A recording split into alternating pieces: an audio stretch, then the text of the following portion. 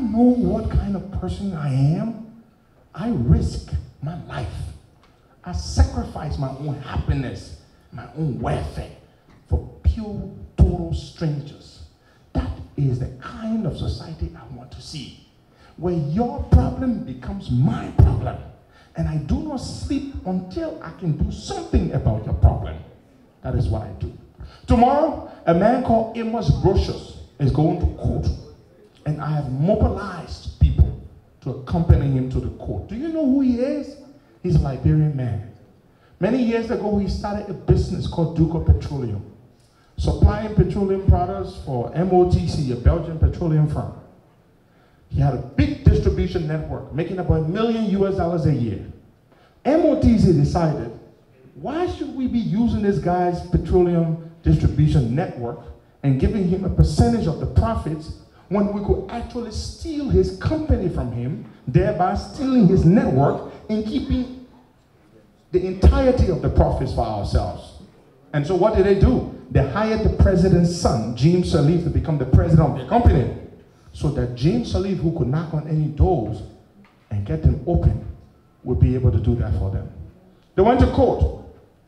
The company claimed that Mr. Brochus' company was for them. They had no documents to prove. They had the judge, the chief judge of the commercial court, Eva Mappy Morgan. She placed a freeze on Mr. Brochus' company's account at LBDR. The account had a balance of $3.1 million United States dollars in it. Do you know what it means to work and have $3.1 million, especially in a country as poor as ours? She put the freeze on the account, wrote the bank, John B.S. Davis, the bank's president, and said, I'm the only one who's going to transact on this account.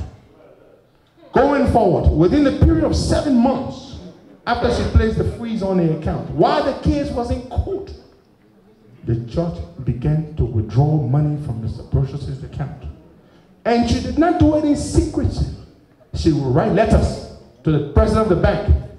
Dear Mr. John B.S. Davis, I hereby instruct that you withdraw and entrust to the care of my sheriff, marshal of my court, the amount of 200,000 US, 150,000 US, 175,000 US. Within 7 months, she withdrew $3.1 million, only a few $100 left in the account. Where is the money? 5 years, she will not close the case, because if she closes the case, she has to produce what? The money. Because she put a freeze on the account for the case to be in court. When the case is over,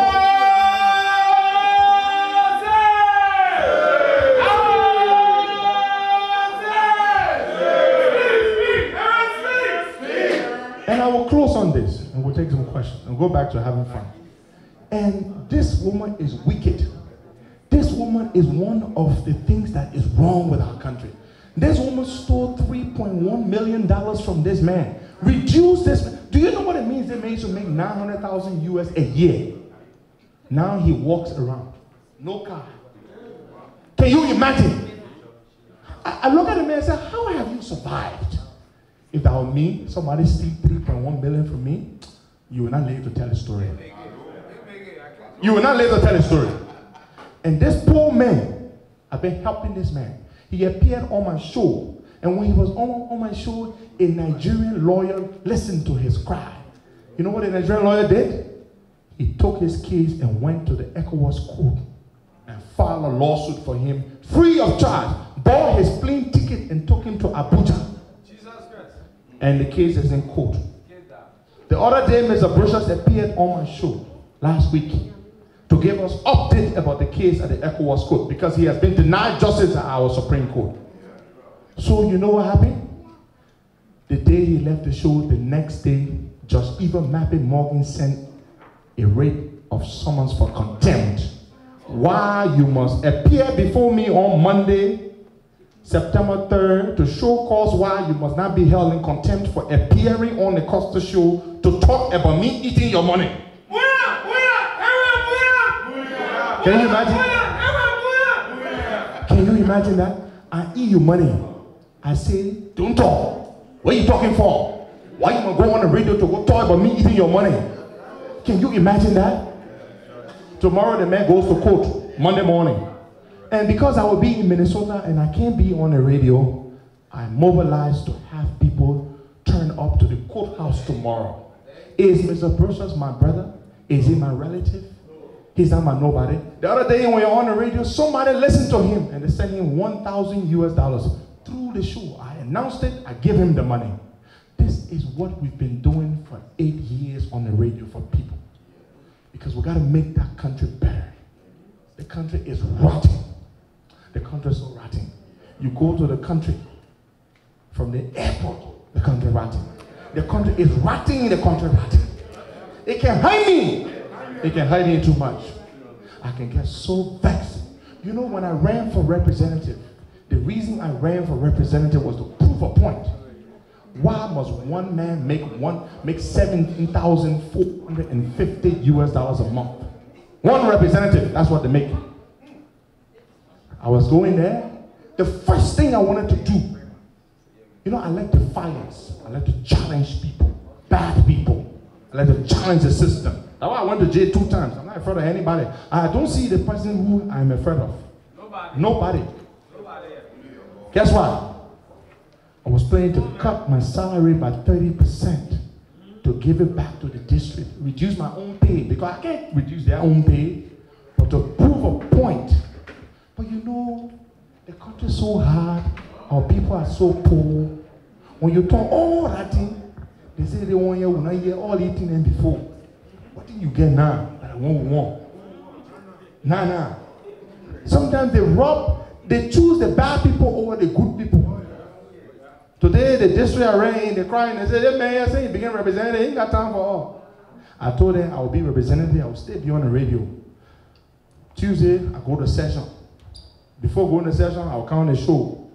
Wednesday, when I count the show, I will tell you everything that happened in session. As long as it's not executive session, because you can talk all I want, right? Yeah. But an open session, who bring money to give to who? Who bring in the buy concession agreement? I will talk all I want. If they want to expel me, they can expel me. But guess what? When they expel you, you can participate in a scene by-election for the district. I can't read back. I wanted to get a position. But the people say, we're not ready for you. But we're not give up. We'll go there. Yeah. We'll go there. You know? So, I want to say thank you very much to all of you for coming. And at this point, I would like to stop here. We have another microphone. We're handing it around. You know, you got questions, comments. We'll take a few of them. And then we will close up and go back to having ourselves a wonderful evening. Yeah. Question, comment? Okay, my name is Macaulay, and I'm so proud to be here this evening or night to listen to my brother. Like he said, I've been knowing him for several years now, and in 2011, when Ambassador Winston Totman came over to the CDC, he came along with Ambassador Totman, and at the time I was the chairman we had at that time for CDC. I was her chief of staff, and so we all interacted, and I saw something, but not until when I started to listen to him on the radio, and I was surprised, you know. A lot of us, you see your friends, you guys interact, you do stuff together, you guys do things together, and you don't know how much talent that person has. And when Costa started the Costa show, we all, to some extent, try to participate. A lot of times I would call and give my own 1 or 2 cents, and today I'm so excited and proud that Costa is who Costa is, and I hope and pray he continues to do what he's doing. And Liberia is a big place, it's a small country but big place, and all of us individually can contribute to making sure that Liberia move forward. Despite all of the things he has outlined, there is still hope at the end of the tunnel. But that hope can only be realized if we all realize that we have an important part to play and play it to the fullest. Thank you very much again to all of you that made it possible to be here today. Thank you, my brother. Thank you, brother.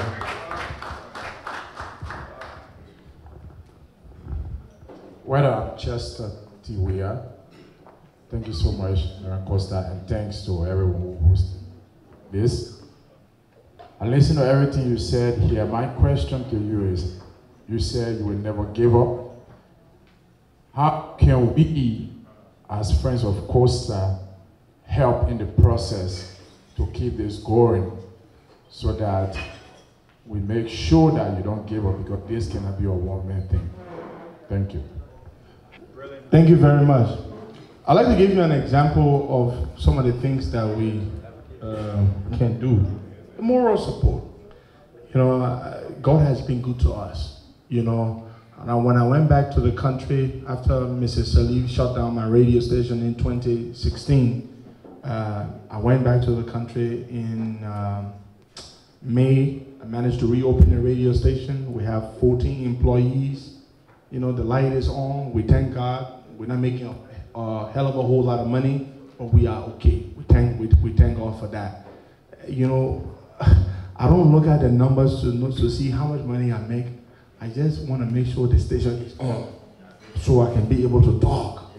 You know, and I want to tell you something. One of the reasons why I think with the right kind of thinking, the right thinking people around the president, things can happen. Let me tell you one of the things that I was able to get him to do that is very important, that many of you may not know here about. The duties at the port, custom duties, were very, very high, extremely high. One of the factors that led to price increases. So a businessman called me once and said, "Costa, I want you to take a look at this stuff. I want you to discuss on the radio." When I saw the numbers, how they had increased the custom on chicken feet, the import duty from 1.4% to 24% on chicken feet, mosquito coil, all those things, essential commodities that most of our poor people use. I took this information to the Minister of State, and I was vexed about it. I was angry because they had just come into effect in December, 1 month before President we had took power. So the new tariffs were introduced in December. And I said, Minister McGill, the president needs to do something about this. And McGill said, send it to me. I took snapshots by WhatsApp. I sent them to him, and he sent it to the president. That very night, he called me back to say the president agrees with you. We can't have these high tariffs. We must reduce them. Even if government will lose some revenue from custom imports or for custom duties, but we must reduce them. And I told them, economically, when you reduce tariffs, the volume of imports will increase. You will still make the money on the volume. You can't suppress the people like this. The president gave the LRA 72 hours. 72 hours. And tariffs were reduced on things from vehicle. Those of you who import, export vehicle to Liberia, you used to pay like what, 20-something%? Now it dropped to around 13 or 17%. All those tariffs have dropped. 2,550 commodities. That's something that I was instrumental in doing by bringing it to the attention of the president. So these are ways we can help where we are. I have no interest in working in the government, none whatsoever. I'm going to school. I'm here with my family. I don't want to work in the government. I just want to stay where I am and continue to do what I do. Thank you. Another person? Hi everyone, my name is Mohammed A. Sana. I got two questions. One of my questions is, what advice do you have for young people in the United States or overseas that have ideas? You know, there are many young people back home that are involved in different businesses back home now. What ideas and what advice do you have for young people in terms of going back home and getting themselves involved in businesses back home? My other question would be, I remember how critical you were during the past government, and you, over time now I've been hearing you and your support for the current government.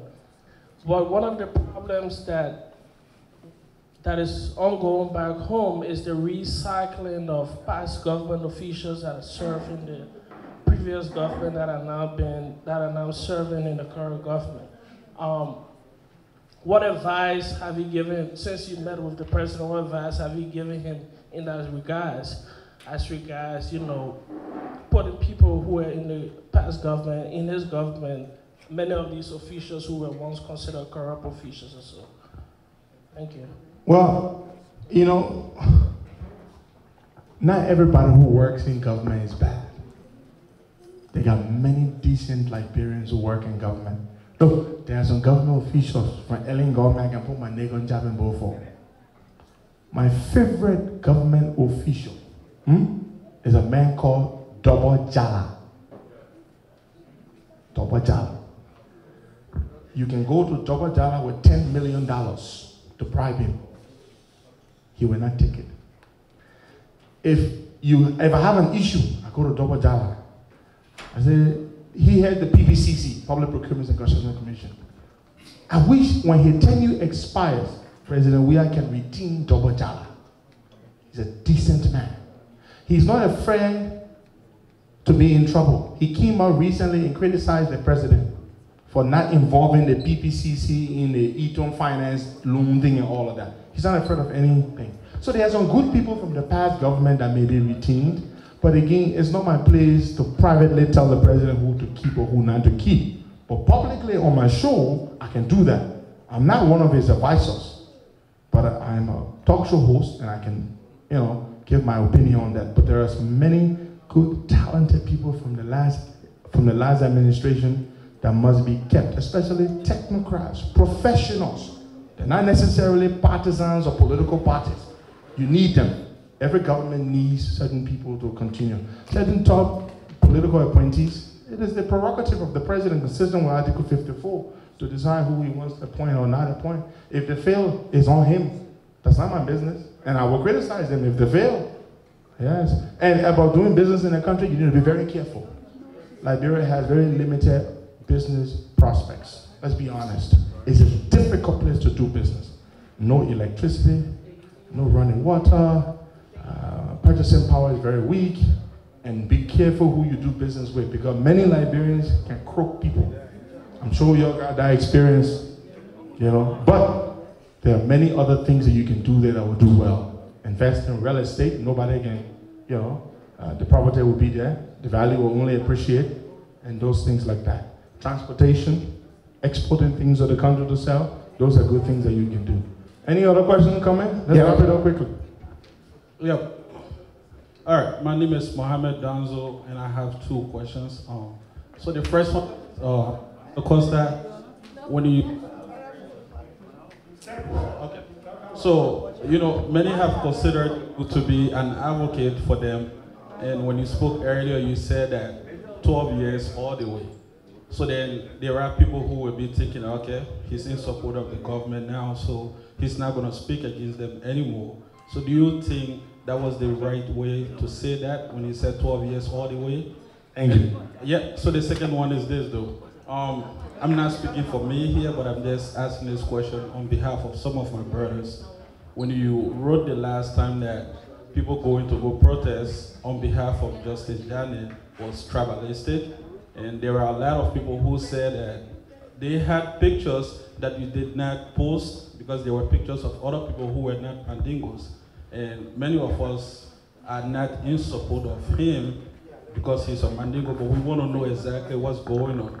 So what would you tell those brothers who are thinking that you are going against them? Thank you very much, Brother Mohammed Donzo.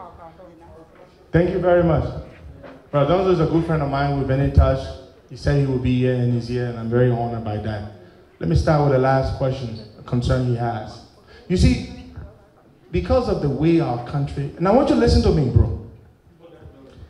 Mandingo people are an industrious and hard-working people. They like business. They work very hard.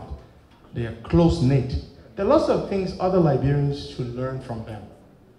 But you see, because of how a lot of Liberians who are ignorant of the history of the Mandingo people in Liberia the way they look upon the Mandingo people as, oh, they just came here. They don't know. King Sao Boso was a great Mandingo chief. He was one of the founders of our country. The history goes all the way back. Mandingos didn't come from Guinea to Liberia. They came from the Mali Empire when it collapsed hundreds of years ago. They've been in Liberia for so long. Yes, all the Mandingos recently came from across the border, right? But the Mandingos have been in Liberia for long. I say that all the time. At the same time, I want my Mandingo brothers and sisters to stop behaving as if they belong to a special group in the country. You are all Liberians, equally Liberians. You're not in a separate, unique community. You are a part and parcel, a cohesive, integral part of our society. So when one Mandingo man does wrong, when he is being criticized for what he does, do not rush to his defense almost seemingly on account of the fact that he is a Mandingo man. I criticize Emmanuel Nukwe. Everybody here knows that, right? Nukwe is a Pele man. I am part Pele, part Congo. I criticized him for many months. In fact, the damage I did to Nukwe in the Unity Party ticket, in the second round when I went to support them, it was almost impossible to undo the damage. Why didn't people tell me that Nukwe, that you own countryman, and don't talk about Nukwe? I don't give a damn about tribalism. Religion, I respect all religions. On Abraham's Day, I was on my show advocating that Abraham's Day be made a national holiday as it is in Ghana. Christians have many holidays. My own Christian brothers were insulting me for saying that. But I profoundly believe that because of the close ties between Muslims and Christians and Jews. So now that we've gotten that out of the way, the other issue. I have had friends in government that were good friends of mine that I criticized to the point where some of them sue me in court here in America. William Judy Moore, the Minister of Public Works, was a very good friend of mine. When he became Minister of Public Works, he promised me certain things. I will make sure Liberian contractors will get contracts that they can do.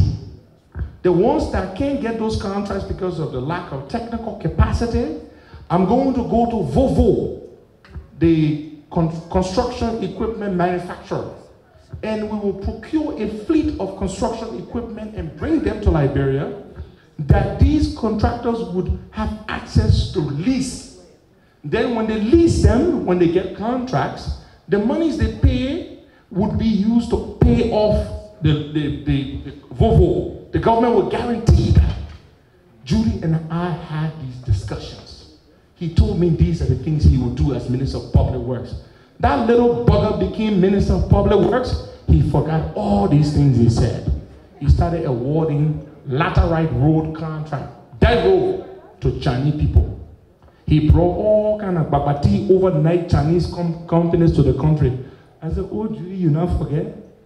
The thing that you told me. I started reading all our messages on the radio, dealing with him. They started buying him big cars. I started criticizing him. He sued me in America, Washington, D.C.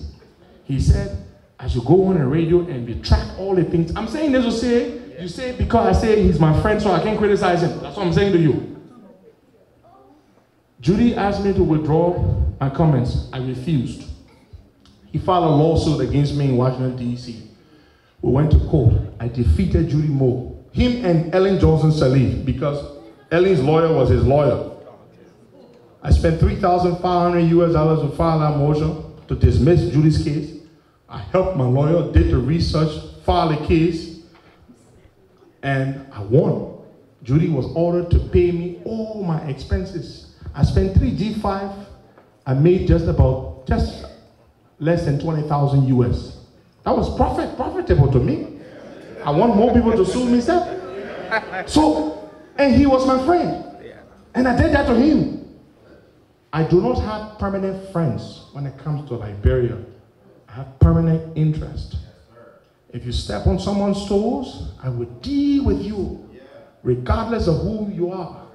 There's a poor man called Levi Bioguy Johnson. He was a security guard, RIA. He was instructed that no government official should be allowed access to certain restricted premises of the airport, regardless of who you were, unless that person got clearance from the airport management prior to their use of that facility. This day, Bayoga was there.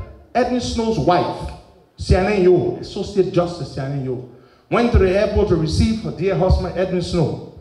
And she walked up in a restricted area and said she must gain access to it to use the bathroom. Poor security guard, Bayoga Johnson said, "Man, they say you might not come here. Please, I beg you." She said, "You know who I am? You know who I am?" Bayoga tried to stop her. In the end, he let her use the premises. That woman left, went back to the Supreme Court, told her colleagues on the bench that she was assaulted, physically assaulted by a security guard. Who the hell he is? Disrespect to the bench. To hell with the damn bench. They dragged that poor man to the Supreme Court. They had bosses who gave him the instruction. You tell the man, say, stand to that door, no one can inside. When one big man can, the man tries to stop them, they betray him. They took poor Bayoga Johnson to the Supreme Court. You not entered the Supreme Court before? You can be in fear when you walk in that place. They are like gods, right? They brought Bayoga. The bosses say, Bayoga, just go say sorry. Say you. They told him to confess that he was wrong. And he stood there. Time, all those people, Sianen Yo, Francis Kokpo, Kabina Jane, all of them. They look at poor Bayoga. They say, Bayoga, you're wrong. Bayoga said, yeah, wrong. Yeah, please forgive me. They said, okay, you're going to go to jail for 2 weeks for disrespecting the Associate Justice. Then RIA suspended him for 1 month without pay. Yeah. That's what they do to ordinary people in that damn country. And that thing boiled my blood when I heard that. I didn't know Bayoga from anywhere. I think the gentleman who contacted me with Bayoga is probably in this building tonight. You know what I did? I said, I ain't got power to free him from jail, but here's what I can do. I will defy those buggers. I'm going to open a fundraiser for Bayoga's wife while he's in jail for 2 weeks. I'm going to open it with a first $100. I started on the radio. I raised $400 plus my $100. That was $500. And Bayoga was making less than $200. So for 2 weeks in jail, I raised $500 for Bayoga Johnson. That is what I'm talking about. I hate injustice, and regardless of who you are. Yeah, and that is a Liberia we need to build. Let's take 2 more questions and close up, please. We got some important guests here. Yeah, 2 more, please, if we can close there, 2.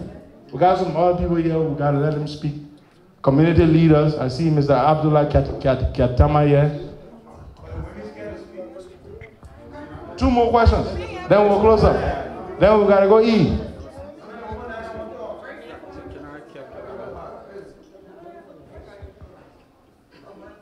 Two more. Thank you, Mr. Costa, for affording me the privilege to ask my question. In keeping with protocol, I would like to make a comment, if that's not a problem. I'm Samson Williams, trustee of State of Minnesota, and I'm privileged to be here tonight.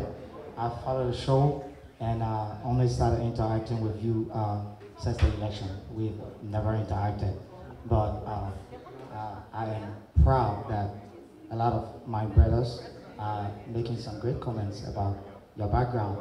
Seems like we all have a very humble background. And fortunately for me, there are a few of them who also know my background. We struggle the same way, selling the same place, so we got something in common. Mr. Costa, like I said, I follow you for some time, and one thing I admire about you, and that is not because you stand right before me, I'm honest about my politics, is that you are not afraid to say it when it is, and I admire that. Here is what I think about what you have started, that includes this we are doing tonight, is that if we can give this as Liberians in the diaspora, if we can give this a meaning, I would like it. What do I mean? If we can find a way to put these things on your show in another form, that is by strategy, what I call sectoral strategies, how to improve Liberia sector by sector. You spoke here very well. Liberia has problems in every sector. I represent higher education in the state of Minnesota. I'm a trustee on the board of higher education, Minnesota. I just got appointed by the governor. But I'll tell you what I'm doing right now. I'm going from university to university, college to college, and looking for Liberian students. And I'm running a program here now, looking for students who have dropped out of college, Liberians who have dropped out of college. Me being a legal mind, me being a political science student, it don't add anything to me if I cannot interact with somebody who understands from my perspective. It's a waste. So the way I feel we can give back to that country, especially the present government, is for us to divert these conversations into strategies or our ideas as to how we can help President Weah to design strategies. I agree with you 100% when you said, look, I think the president have an ugly cycle. That is my fight against the president as well. The cycle is very ugly. If we can get on the radio, on the Costa show, and say, look, Mr. President, for XYZ reason, we know John Brown to have a very tainted character, and we call, and you have been doing that, and I admire you for it. But if we can start doing that, instead of, not you in particular, but Liberians who are already thinking of who the next president will be, Liberia will not have a better president if we don't deal with the problem that surrounds the presidency. I read something in psychology. The problem is right here, and you think that what you want is over there, so you're going to take that door and get to the problem. The problem does not go, it stays right where it is. Okay, with that being said, we have listened to a lot of great things, and I believe you and I will have some conversations after work, which I would really appreciate. But here is my thing, Mr. Costa. What exactly do you want from us in this gathering, from Minnesota? Is it to support the radio show? Is it to support your ambition for allowing you run for representative? Is it to support your bid for going back into the process? Is it to support the conversations you're having financially? I want to know what exactly you want from us, Minnesotans. Thank you very much. Thank you.